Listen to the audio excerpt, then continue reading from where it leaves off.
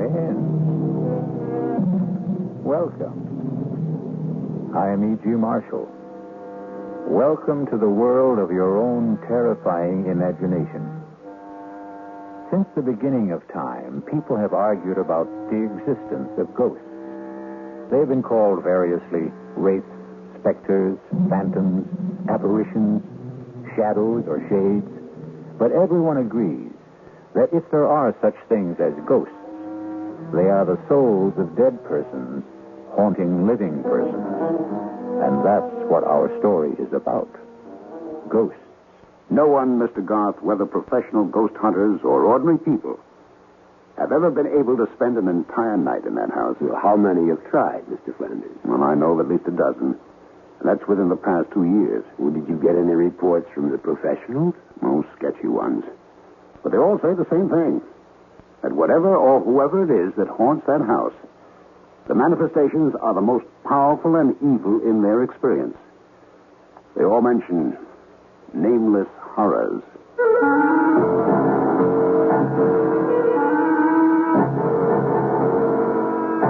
Our mystery drama, A Ghostly Game of Death, was written especially for the Mystery Theater by Murray Burnett and stars William Prince.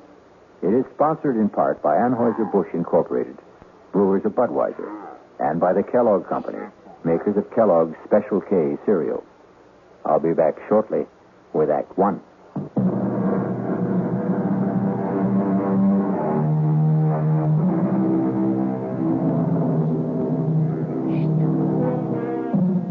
Nameless horrors. A nice phrase. But as soon as you put a name and identity to horrors, somehow they prove bearable. In the last century, people have shown that they can and do bear up under mass genocide and atomic bombings. But the horror that is nameless, that is the most fearful of all. And our spine tingler will try to put a name to one kind of horror. You are not real. There are no such things as ghosts. I'm just imagining things. But I see you. I see you. No, don't hurt me. Whatever you are, please, stay away from me. You want me to leave the house? I will, if that's what you want. Just please let me by. I'll go right down the stairs, walk out of the house, and never come back. Is that what you want? Please. No! Don't touch me! Let me out!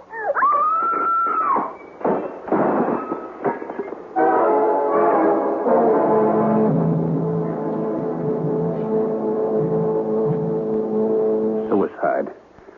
That's what all the papers say, Mr. Garth. But we know better. It's ghosts. That house is haunted. Mr. Flanders, my field of study is the supernatural. But I can't even begin to tell you whether I can help or not until you get control of yourself. I'm sorry, but this whole thing is just about putting our firm out of business. What of the house, Mr. Flanders? Do you have anything on the history of the house? Yes. It was built in the early 1800s by a sea captain named Ephraim Hatch for himself and his bride, a young lady named Lucy Endicott. And they lived in it for some 4 years until the tragedy. Mm-hmm. You have the details? Well, Captain Hatch was supposedly a hellraiser in his youth, but also a great seafaring man. He was in whaling and, if the rumors are true, slave trading. At any rate, he amassed a fortune. He fell in love with this Endicott girl who was the town beauty, married her, settled down, and built this house. Mm-hmm. The tragedy. Well, the story goes, as nearly as we can piece it together, that the captain returned from one of his voyages earlier than expected and found his bride entertaining a lover. He killed them both. Horribly. And ever since, the house has been haunted and unlivable. We're building a condominium. This house is a key location, right in the middle of the property we own. We can't even get wreckers to tear it down. No one will go near the place. Well, you keep telling me that no one has lived in the house. What about this girl who just died there? Oh, that was a stupid idea of my partner's. Her name was Roberta Ginley, a television reporter. She wanted to make a name for herself, and my partner sold me on the idea that if she spent a night in the house and then went on television and told people about it, our problems would be solved. And now we're in a worse mess than before. That's why we came to you.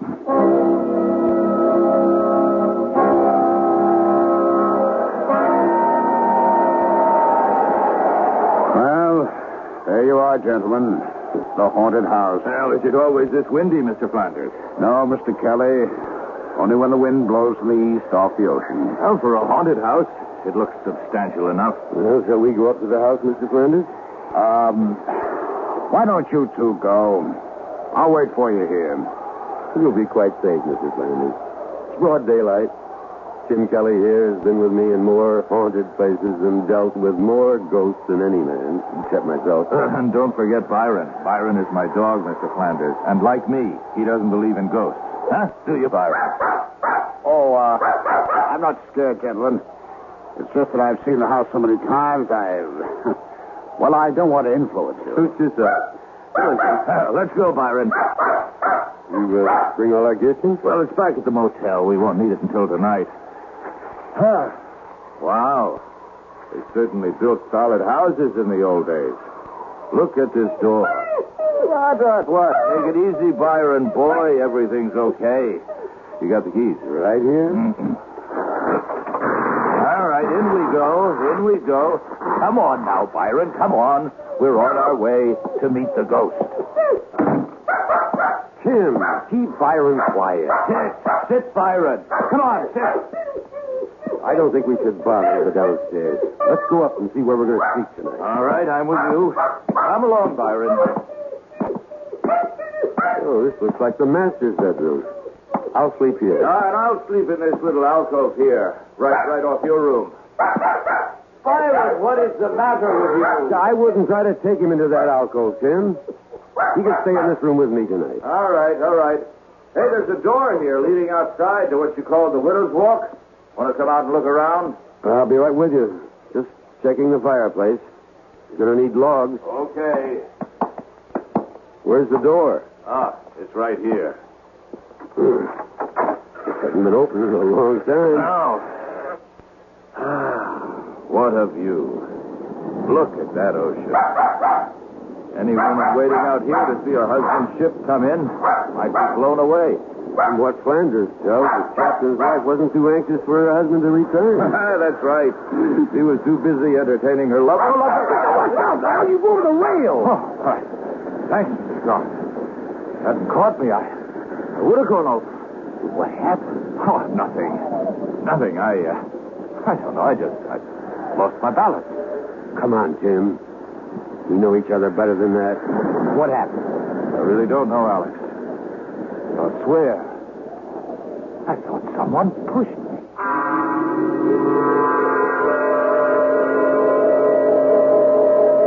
Mr. Garth, I'm not at all sure I'm doing the right thing, and I'll understand if you don't want to go through with this. I'll pay all your expenses to date. You're concerned about my safety? Yes. A real estate deal is important, but not that important. Mr. Flanders, you have nothing on your conscience. Tim and I will spend tonight in the house, and by tomorrow, the ghost should be at rest. And you think there is a ghost? Well, of course. I just don't believe in its malevolence. Have you taken care of the wooden logs for the fireplaces? The men wouldn't go into the house, but you'll find plenty of firewood outside the door. Fine. Then I'll be on my way.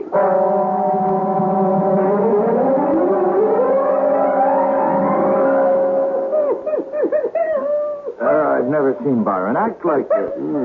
Something to think about. Well, I've been with you on about 50 of these haunted house deals. You think there's something different about this one? Well, I don't know, but I'm going to find out. Well, I've heard that sort of moan before. According to you, Alex, it's a ghost in pain. It is. Sounds like the evening's entertainment is about to start. Tim? Yes, Alex? We've worked together for a long time, and we get along so well because I respect your disbelief in the supernatural. Which has come in handy when I uncovered a few tape recorders and other little fake devices. Right. But for your own sake, Tim, There's something about this house that seems different. Now, please, be careful. Huh? You trying to scare me? Oh, I don't think that's possible. Right. Now, how about some wood for my fire? Oh, whoever you are, if you're trying to scare us, it's not going to work. You know, in all the years we've been working together, Alex, I've yet to see a ghost. But you've heard them. Oh, so you tell me. You talk with them. I just hear noises, and sometimes they're man-made. Mm-hmm, and sometimes not. Would you strike a match, please? Ah, that's better. Get some of the chill off the room. The fireplaces always seem to make a room more cheerful. The electricity must have been installed around, I guess the turn of the century, huh? Well, I've seen brighter lights, but at least we have light. And candles. Oh, did I share mine with you? No, I have a supply back in my room. Oh, all right. Here we go again. Spirit wrapping. Oh, now I've made it angry. Listen to me. Whoever you are, my name is Alex Garth. I would like to help you, but I can't unless... Doesn't want to talk to you, evidently, Alex. You'll see. Although you're my friend in the lie, you are often a disturbing influence. Now, I won't deny that I'm an unbeliever.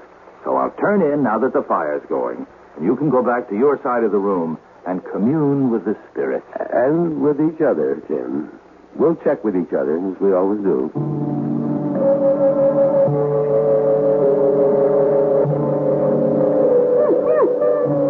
Oh, quiet, Byron. It's all right, boy. It's all right. Oh, trust me, Byron. You like your ears rubbed.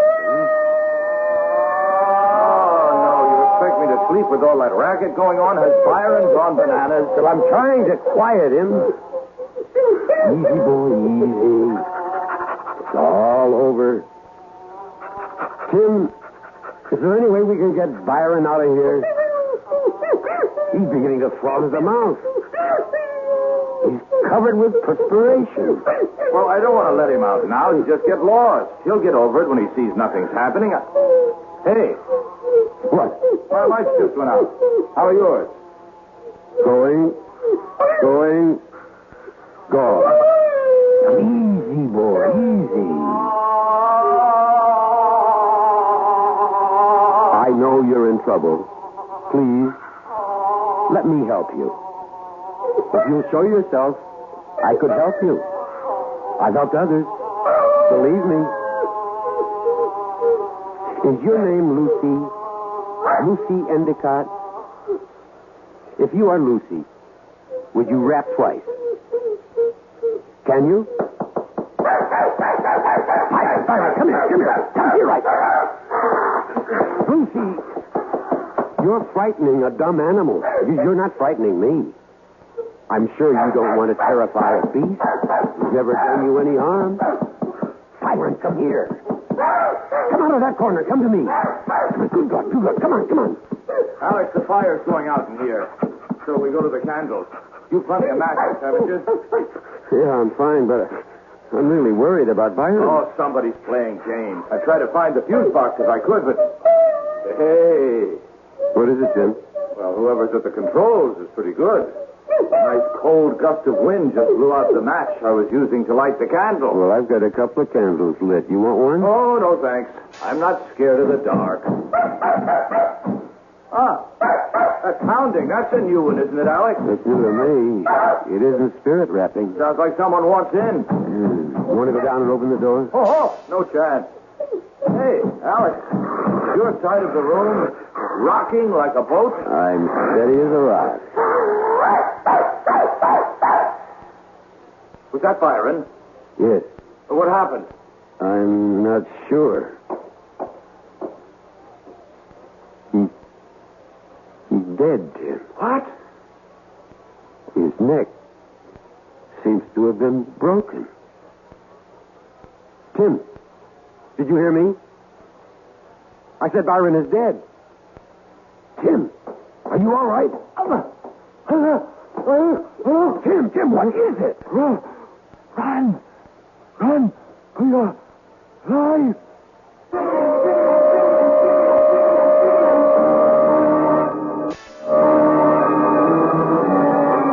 Each man has his own nightmare, something from which he will run, driven by the secret whips of his own fears. But I suspect that Alex Garth could not tell you what it was that Tim Kelly ran from that night in the house that faced the sea. We'll be back shortly with Act Two.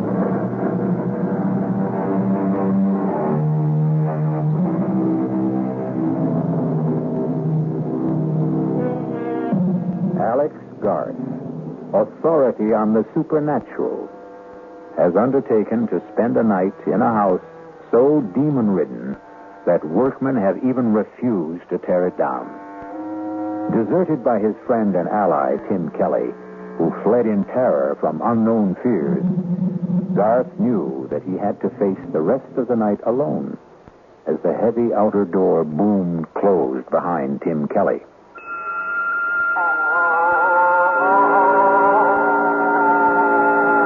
Will you show yourself now? I promise not to run away like my friend.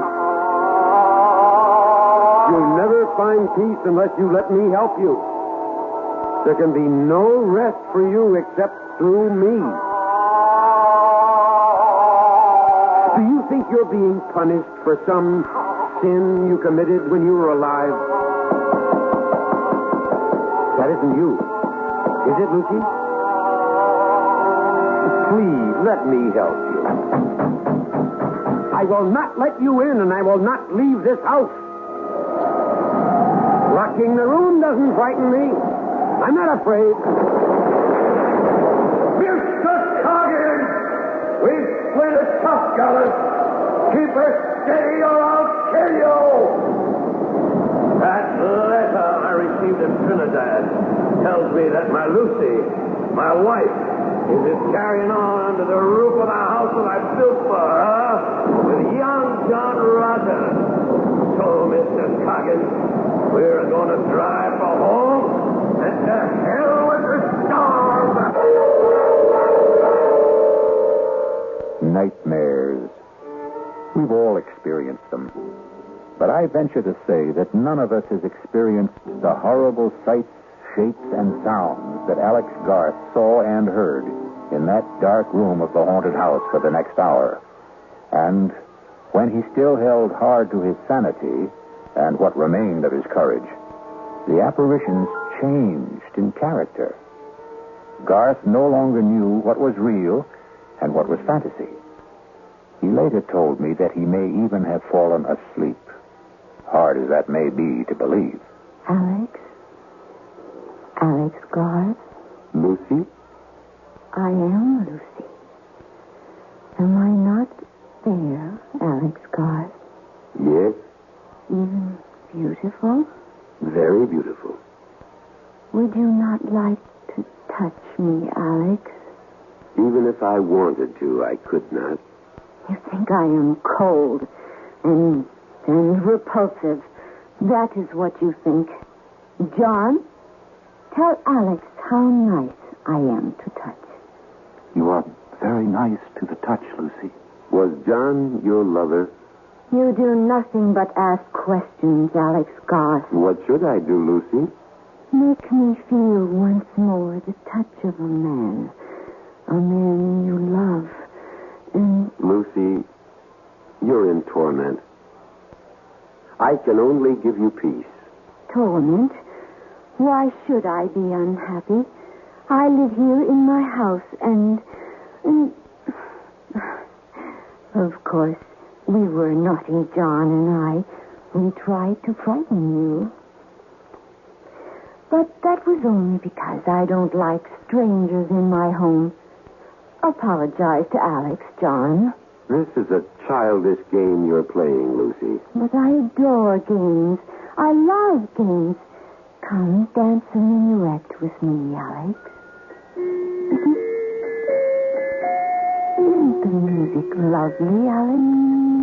I don't dance the minuet, Lucy. John, you dance with me. This was how John and I first met. Doesn't he dance beautifully, Alex. Very beautifully. Remember, John? Remember how you looked at me that night? Yes. And that old witch Hannah saw it and wrote the letter to your husband. Oh, not then, John. It was much later. Look at me that way again, John. Oh, you're no fun. No fun anymore at all, John. Alex, you come and dance with me. No, thank you. You are afraid, Alex. Yes, I am afraid. John, you heard. He is afraid. I said I was afraid, Lucy, but not terrified. Fiddlesticks. You play with words, Alex Garth. And you want me to play ghostly games with death, don't you, Lucy?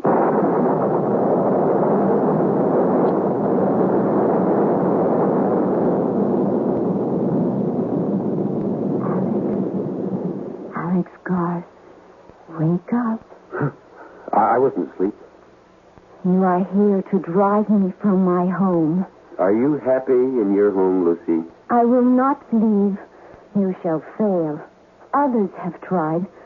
Would you like to see what happened to those others? I have a mirror you can look into in my room, just down the hall. Look in that mirror if you dare. I think I've been given a fairly good idea already. Leave this house, Alex. For your own sake, leave. Tomorrow morning, Lucy. Tomorrow will be too late. Head's going around. Sit down, Alex Garth. The room will stop spinning. There. That's better, isn't it? I'm still dizzy. I warned you. Now, Alex Garth, now, look at me. Good Lord. You do not find me beautiful now, Alex Garth. Not now with the blood flowing from the wounds inflicted on me by when he murdered me. Not murdered, executed.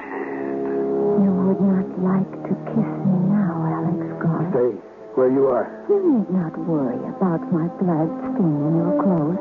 It will not even show. Stay away. Stay away. I warned you, Alex Garth. You think no one would wish to embrace me now, with the cuts and wounds and blood disfiguring me. Is that what you think? I'm not listening. Someone will wish to kiss me. Someone who loves me. I will kiss you, Lucy. I will embrace you. And I will embrace you, John, my love, even with the blood flowing from your poor I can't look. I can't. It will do you no good to put your hands over your eyes, Alex. You will still see the bloodied lovers kiss. No, I won't witness this horror. My thoughts are mine. And they're real. You're phantoms, and you don't exist. For many we don't. But you know that we do. We are here, and we are real. And the only way you can banish us from your mind's eye is to run. Run, as your wise friend did. Run, and you'll see us no more. No. No, Lucy. I'm not leaving this house.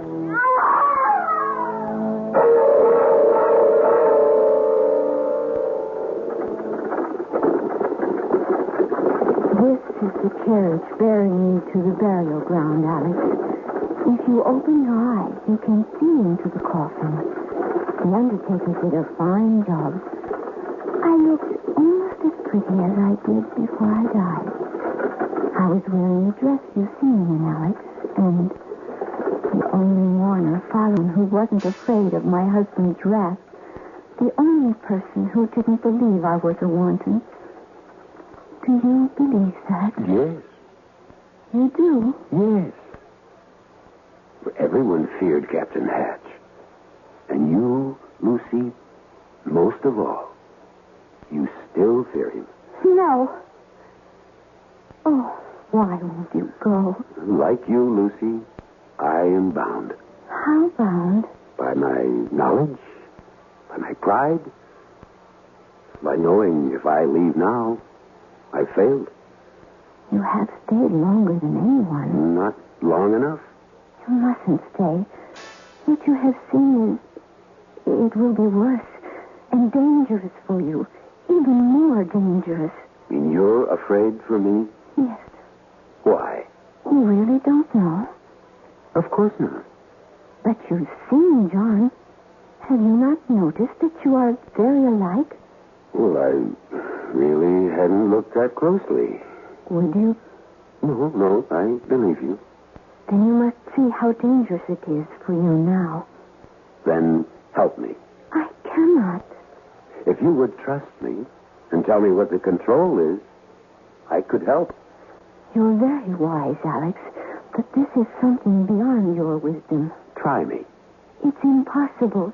I am held here by forces stronger than yours. How do you know what my powers are? I told you, you are not the first who has been here, but you are the bravest, and your courage will destroy you.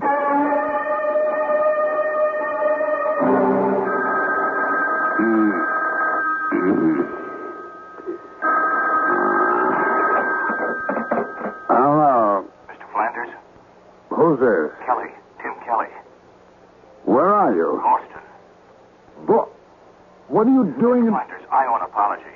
But I owe Alex a lot more than that. Mr. Flanders, you've got to get Alex out of that house. What happened? Just get him out. It's 4:00 in the morning, Kelly. You woke me up. I'm not quite functioning yet. What do you see? What's in that house? Demons. I thought you didn't believe in ghosts. No, but I believe in evil. And Mr. Flanders, in that house, you can actually feel the presence of evil. It's all around you, and it's dangerous. Now, listen, Kelly, Garth knew what he was getting into. It's up to him to handle it. I tell you, his life is at stake. Well, if you're convinced of that, then it's up to you to do something about it. Not to run away.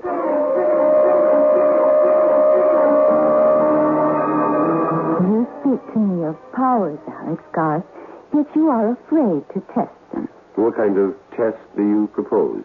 The mirror. The mirror in my room. Let's go. Well, come on.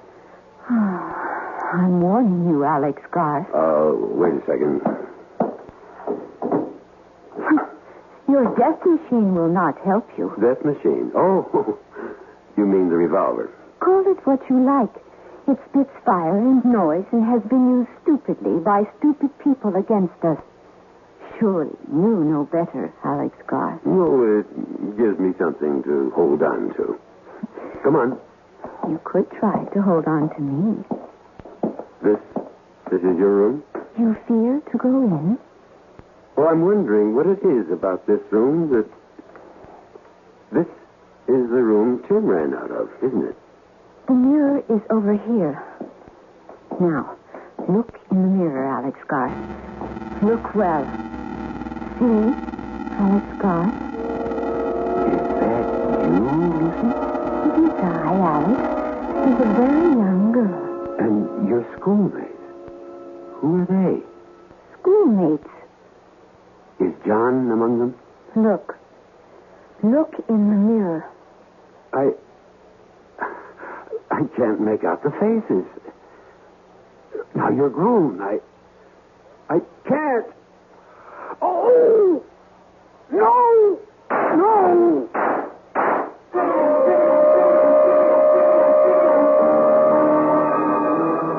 Mirror, mirror on the wall. What did the hunter of ghosts, Alex Garth, see in the mirror that so terrified him he lost his head and shot at the images in the glass? I'll be back shortly to tell you what Garth saw when I return with Act 3.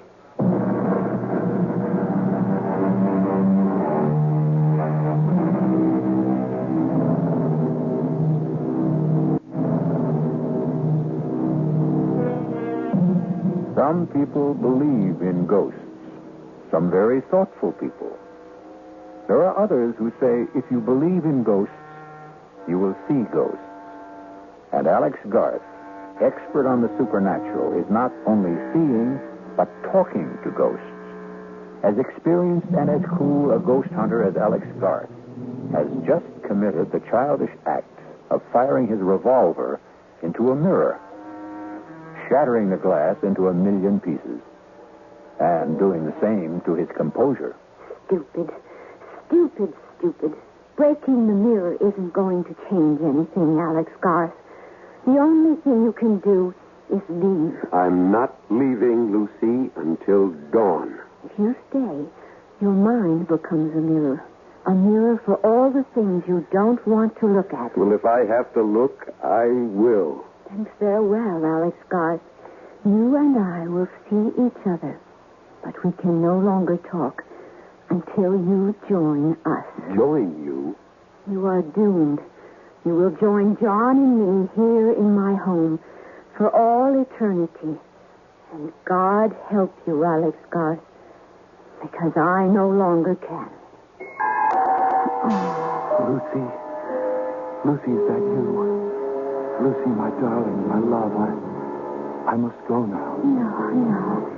Please stay a little longer. Just a little longer, dear heart. Why did you marry him, Lucy? He went away, John, my love. He left and never said a word. How could I, Lucy? You know I didn't have a penny. You could have told me you loved me. You knew that. You knew it all the time we were growing up. Sometimes when people grow up, they change, John. And I was afraid you no longer cared for me. That's why you married the captain? I didn't want to be an old maid. Oh, there was no chance of that. I was afraid. John. He was so strong. John, I'm going to have a child. What? I'm going to have a baby, John. You're a baby. You're sure? I'm sure. Then we have to leave. You must come away with me, Lucy. Where will we go? West. To a new place. For a fresh start. Somewhere where Ephraim can't find us. There is no such place. Of course there is.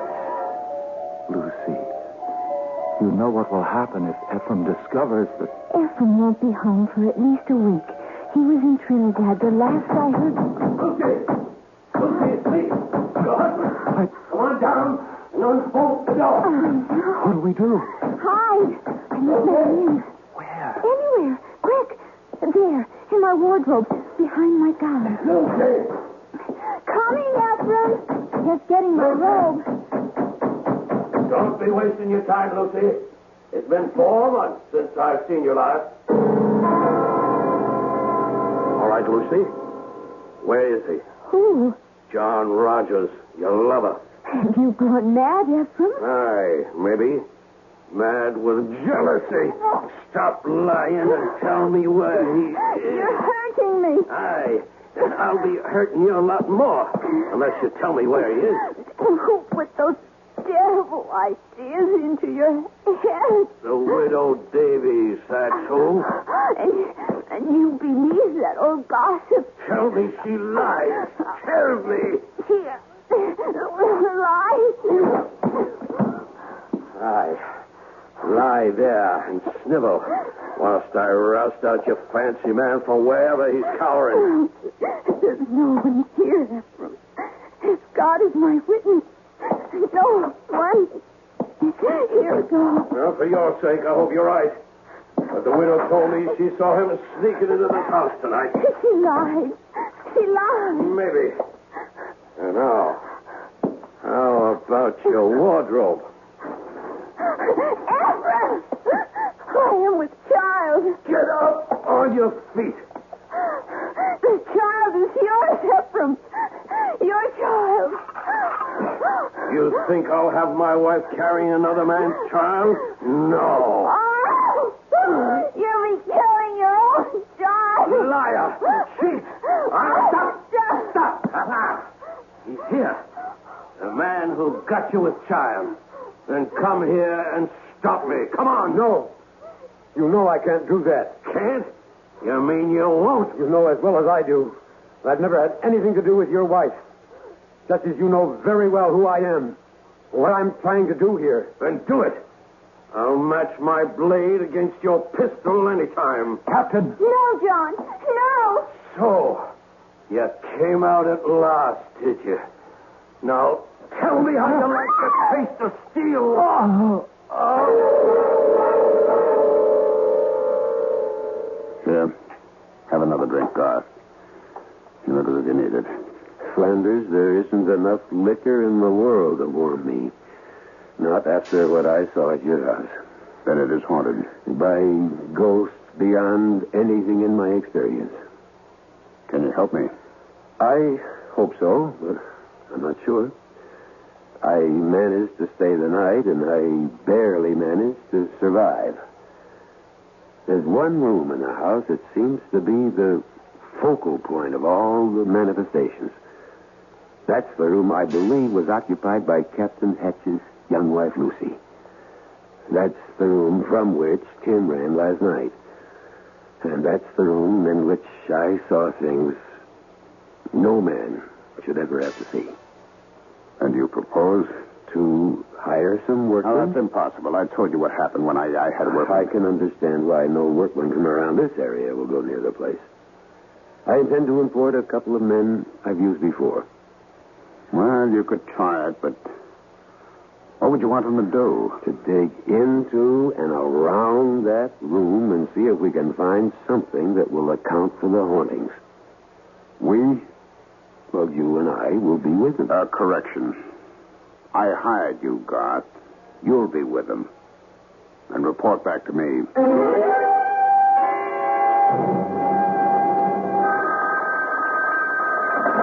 Hello? Flanders, this is Olive Garth. I'm calling you from a diner just down the road from the house. With good news? With news. My workman walked out. Well, that's that. If you want that house cleansed, all I ask is you meet me there in half an hour. Well, why do you need me? Well, for two reasons. One, I don't know what may have to be done to the house, which is your property. And two, I don't think one man can do all the necessary digging that may have to be done.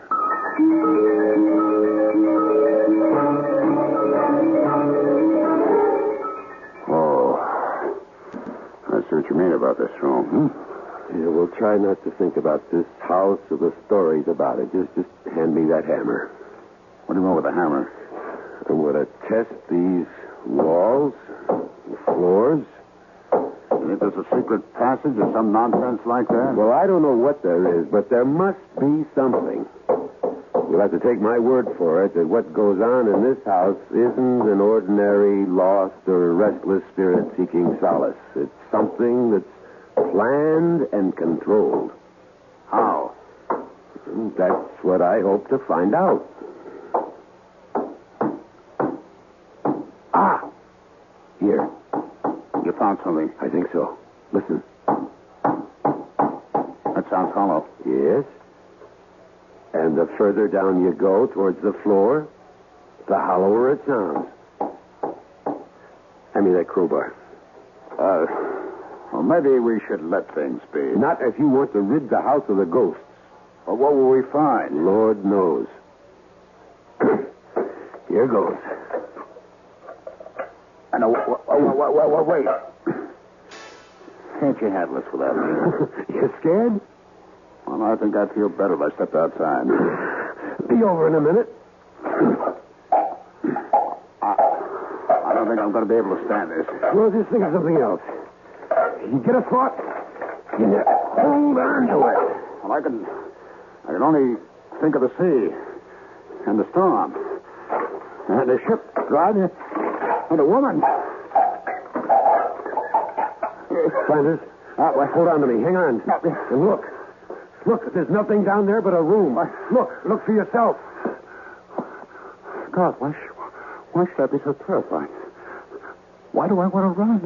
There are steps. Come on. No, you want me to go down? Come on, it's only an empty room. I'm not so sure it's empty. Come on. Steady now. What's that? It's a table. There's something on it. I know. Let's see. It's just a plain saucer. Yeah, the saucer's plain. But look what's in it. What is that stuff? Well, I'm not sure, but it looks to me like... or something like mercury. I bet there's mercury in it. We'll have to have it analyzed. What's that on top of it? A needle. Look at its spin. I see. But don't you see anything else? No. Well, look under the saucer. Looks like a slip of paper. It does indeed. Let's have a look at it, if I can get it out without disturbing the... There we are. There's writing on it. What does it say? As moves this needle, so moves my will. Accursed be this house and all who dwell therein. See to it that they find neither rest nor tranquility, but be doomed to eternal agony and torment beyond the ken of man and woman. To which I affix my seal and signature, Ephraim Hatch, master of the schooner Lucy. Do you mean to tell me that this piece of paper, that saucer of liquid and a needle... Look out. The saucer. Be careful. Oh. Quick, the ladder. Hurry, Flanders. The smoke. I can't breathe. The ladder. Quickly. I'm right behind you.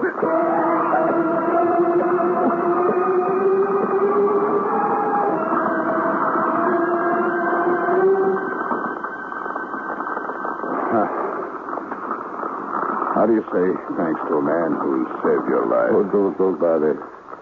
You wouldn't have been down there in the first place if I hadn't insisted. I owed it to you to get you out of there. God. Yes? I want to explain about my upsetting the saucer. I wouldn't say this to anyone except you, but I'll swear that something pushed my hand. Do you believe that? Yes, Flanders, I believe it. And now your house is cleansed. The fire will see to that.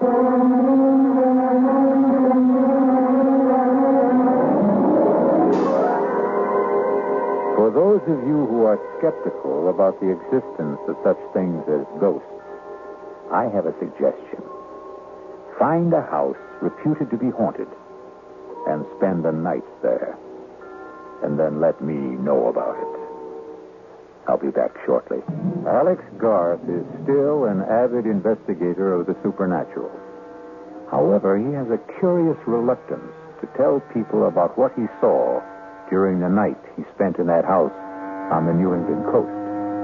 And he never admits that many times in the dead of night, he sees again the face of Lucy, her lover, and the terrible sword of Captain Ephraim Hatch. And he awakens with his mouth open in a soundless scream. Our cast included William Prince, Ralph Bell, Joan Tyson, William Redfield, and Gil Mack. The entire production was under the direction of Himan Brown. And now, a preview of our next tale. Are you saying the legend is true that Millie has offended the beast goddess and is being punished? I don't know what I'm saying. But look at her. She's flushed, breathing rapidly. She could burst through that sedative any minute. Kevin, I'm so hungry. Try to rest, darling. I'm going to speak with the hospital in Rio. I'll describe her symptoms. They'll arrange together then. My wrist. Doctor. It's burning. Look at her wrist. Look at her wrist. Something's on it. It's a design. It's the shape of that bracelet. Kevin, it's your imagination. Is it? Look. Do you see that symbol? It's on every ornament worn by the goddess. The design decorates her dress. It's just a raw, ugly scar. But it's her sign. The sign of the beast goddess. This is E.G. Marshall inviting you to return to our Mystery Theater for another adventure in the macabre. Until next time, pleasant dreams.